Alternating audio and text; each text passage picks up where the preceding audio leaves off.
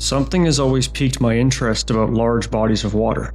Whether we're talking about the ocean, a lake, or a deep spring with unexplored caves, I always get the same eerie feeling when I think about being beneath the water's edge. Fear. But it doesn't seem right. Maybe fear isn't the only thing I'm feeling. Maybe more so, the mystery behind it. The fear of the unknown. Maybe the feeling comes from uncertainty. Or maybe it's the helplessness of being submerged in an element that we weren't designed for. Whatever it is, it makes me feel alert.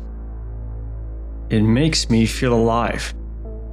And I'm sure many can relate to that same feeling. A man named Ben McDaniel knew that feeling all too well. But unfortunately, that would be one of the last feelings he would ever experience. Vortex Spring, Florida, August 18th, 2010.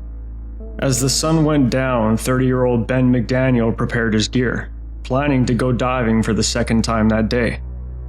2 days later, Ben McDaniel would be reported missing. Employees at the dive shop by Vortex Spring noticed that in the parking lot, Ben McDaniel's pickup truck was still there. It was busy enough in the summertime that the employees hadn't noticed how long his truck was sitting there for. Ben had been living in a beach house owned by his parents that wasn't far from the Vortex Spring. Recent life events had been affecting Ben heavily, so his parents suggested that he stay in the beach house as a way to take a break from life's stresses while they would support him financially. Not only had his brother passed 2 years prior from a stroke, which was later revealed to be a mistake, he actually passed because of an overdose. But he just had a divorce.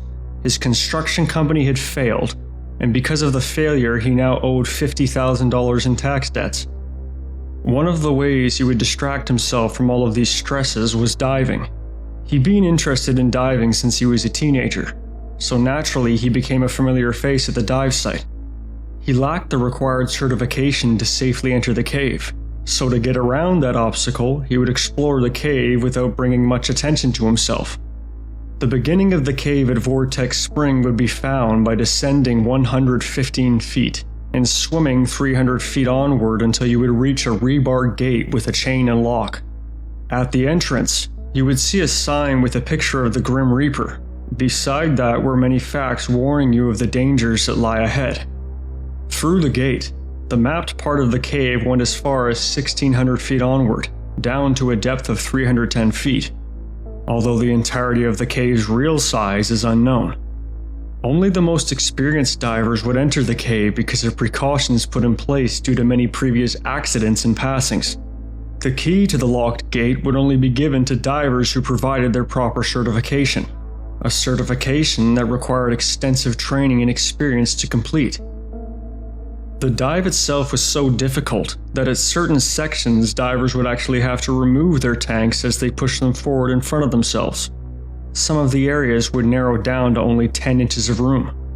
Ben would go there often enough that other regulars and employees came to know of him. One employee once stated that although Ben was very knowledgeable of diving and seemed to have all the proper equipment, he would come across as overly confident about his cave diving abilities. His father later stated in 2014 through an online comment that Ben couldn't find anyone at the spring willing to be his diving partner, and because of this, he would do his dive solo. His father would later say, "Ben was brave. Ben was fearless. He followed his passions." August 18th, 2010. Ben would make his first dive in the middle of the day. Divers in the area would state that he was looking closely around the cave entrance, as if he was planning for something. Once he finished his first dive, he would fill up his tanks at the dive shop and spend the rest of the afternoon near the spring by himself, testing equipment and making notes for his dive log. Later on, he would prepare for another dive, and once the sun was setting, he would go back in the water. Employees that were on their way back from their own dive saw Ben with his helmet and lights on. The gear he had on suggested he intended to go into the cave. One of the employees had the impression for some time that Ben had been forcing the gate open. Assuming that's where he was going, the employee went down to him and unlocked the gate. He watched as Ben went inside the cave and returned to his colleagues. That was the last known time that anybody would see Ben again. During the search for Ben, they would find his belongings in his truck. None of his diving equipment was present, other than the dive log showing that he had explored the Vortex Spring cave before. There weren't any signs of struggle around anywhere he would have been. They even found his dog at the beach house who hadn't been fed for a few days, and everybody assumed he had drowned in the cave trying to find his way out. Cadaver dogs were taken around the area, and they would alert towards the water's surface. News had spread about Ben's disappearance, and although it had a lot of attention, there were only a small amount of divers on the planet that held the necessary training and skill to even attempt a search like this.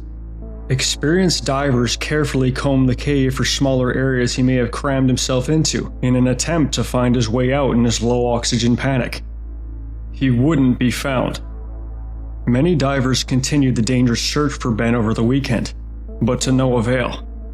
One of the divers stated that they had almost died trying to find him. 2 of Ben's tanks were found near the entrance of the cave.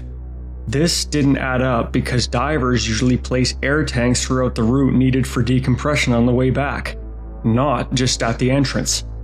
Ben had been researching cave diving and was aware of the proper gas mixture you would need for a dive at that depth. Yet when his tanks were tested, they were only filled with normal air. Compressed air is fine for a while, but after a depth of 30 to 50 meters, a gas mixture is needed to reduce the risk of nitrogen narcosis. Nitrogen narcosis is caused by inhaling compressed inert gas, which causes a change in consciousness, creating an anesthetic-like effect.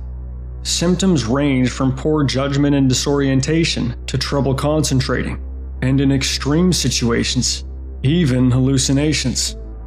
There was one more tank found another 200 feet inside the cave, but this one was filled with normal air also. It didn't make sense. 2 days after the acknowledgement of Ben's disappearance, Ed Sorensen was contacted.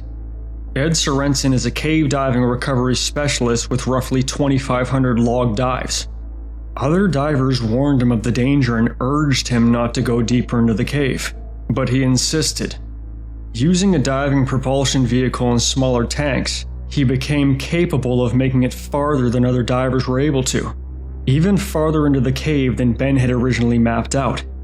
There weren't any marks on the cave walls, not even disturbed silt floating around. He found no evidence of Ben anywhere. It didn't even look like he'd been through the cave. Something to be noted is that Ben was taller and bigger than Ed too. Ed stated that without cave diving training, there wasn't a way Ben could have made it through the narrow passages. He continued by saying, "I know what I'm doing, and I barely made it through." Many more efforts were made by the family and others to search the cave further. In total, there were 16 divers who spent 36 days back-to-back looking for Ben's body in the cave. Nobody found anything. Many tests of the water over months showed no increases in bacteria either. Bacteria that would indicate any traces of decomposition. Some people wondered if his body was even in the cave to begin with. Maybe it washed out through one of the spring's outflows. Maybe his body was removed before the search began. Other theories suggested that he faked his own disappearance to escape his life stresses. The McDaniels were certain he wouldn't have faked this though, highly doubting he would purposely leave his girlfriend and dog behind, knowing how it would subject them and their family to so much grief. The McDaniels offered a reward of $10,000 to anyone who was brave enough to find Ben, under the impression that Ben's body was in a place no one had reached yet. The use of the word brave in the McDaniels' offer rightfully upset the divers that had already risked their lives trying to find Ben, worrying that this would provoke less experienced divers to put themselves at further risk. Regardless, the McDaniels would increase the reward up to $30,000 by March 2012. One diver named Larry Higginbotham justified the worries of the other divers, drowning before he reached the exit on his way back out. Following mounting pressure and criticism, the McDaniels retracted their reward. Another point of interest brings us to a man named Lowell Kelly. He had owned Vortex Spring since 2007. At one point, he said an employee owed him thousands and allegedly took them out to a remote forested area where he would beat them with a baseball bat in an attempt to make them pay up. The man escaped, and Kelly was initially charged with assault and kidnapping, but the final charges against him would only lead him to be fined and to serve 7 years probation. He would pass before the first year was finished. During an event at Vortex Spring, it was said that Kelly fell down the stairs, injuring his head. A guest drove him home and did what they could, but by the morning when somebody else came to check on him, his condition had only worsened. Emergency services were called. He was admitted to the hospital, and he would live in a comatose state until he passed the following month. The lead agency investigating Ben's disappearance made implications that they hadn't gotten the full story of what happened to Kelly that night. The individuals that last saw Kelly wouldn't be named either, and suspiciously, the autopsy report wouldn't be released because they claimed it would compromise an ongoing investigation. The McDaniels began wondering if all of this was leading to the idea of foul play. Was his diving disappearance staged to cover up what really happened? Did the dive shop staff discover him already? Did they relocate his body in fear of the consequences of finding him?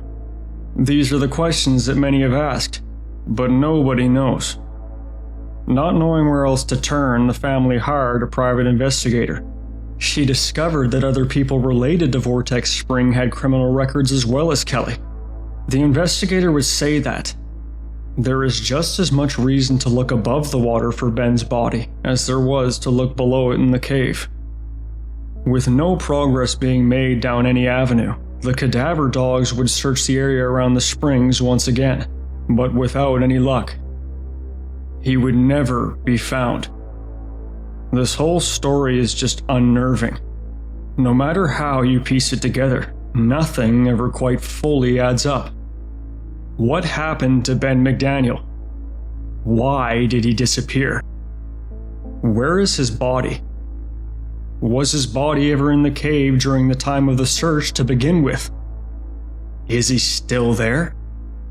Given how extensive the search was, where could he be if he isn't in the cave? It's almost been 14 years since this all happened. It only begs the question, will anybody ever know the answers?